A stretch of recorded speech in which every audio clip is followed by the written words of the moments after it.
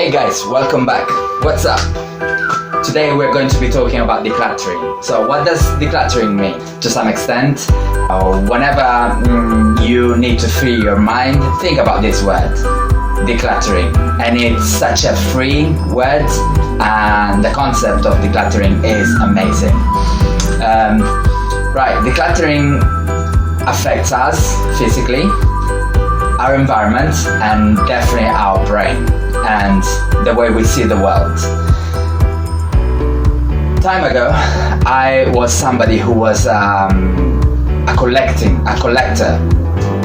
Collector of what? Well, I used to collect CDs, discographies, and everything that was related to music, especially if I knew an artist and I knew something about that. I had to collect as many CDs as possible.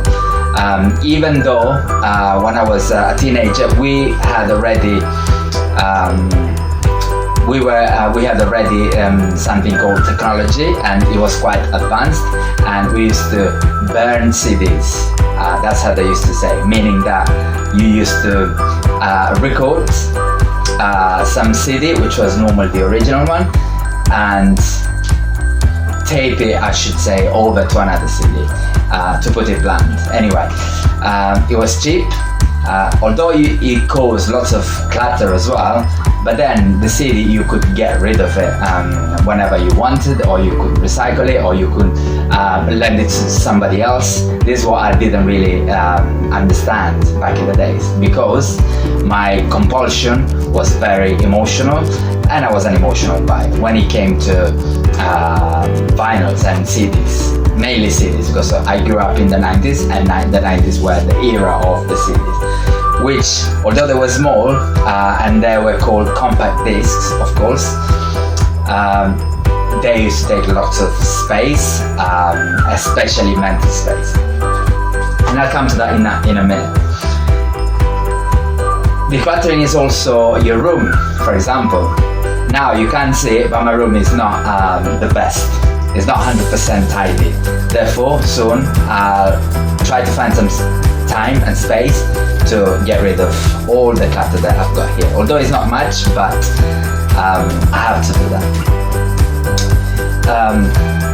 So guys, my advice to you is to get rid of all those things which might be so important to you, but once you free yourself from that kind of mind frame, which is the emotional attachment that you have to those kind of tools or pieces of memorabilia, and all those things that you've always been having and holding tight onto it because you think they're very special to you.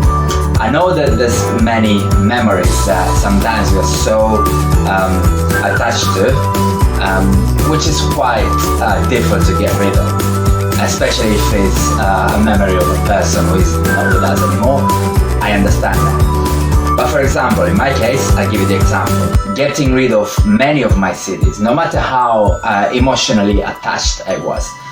On the other hand, I had that kind of fear of the unknown, of losing something which was very important to me. But on the other hand, as soon as I got rid of them, I felt so free and I should say clean.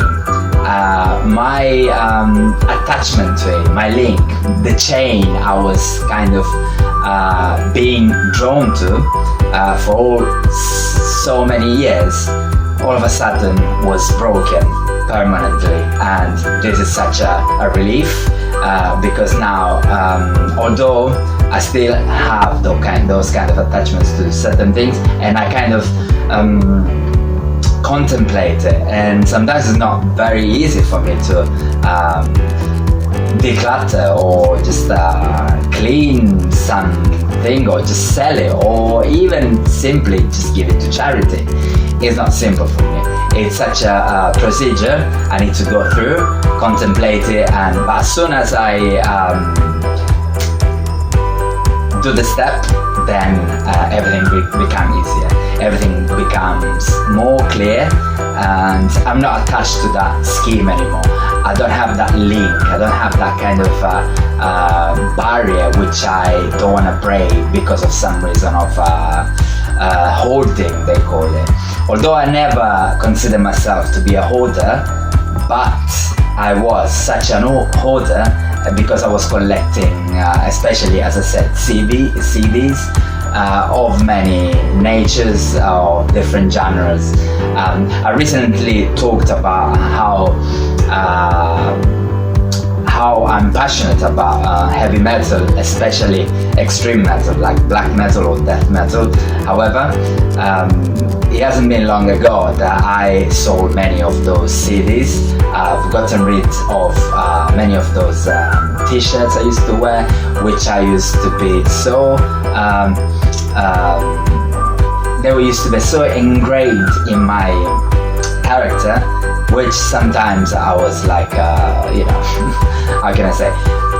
For me, it was impossible basically to do what I did, and I never had thought in 100 billion years that I was able to do that kind of stuff. But we have our brain and minds in order to change them and embrace new ideas, embrace new ways of thinking, which because our brains, as I said in many other videos in my channel, is very plastic, and you can train it and retrain it whenever you want, and embrace different points of views,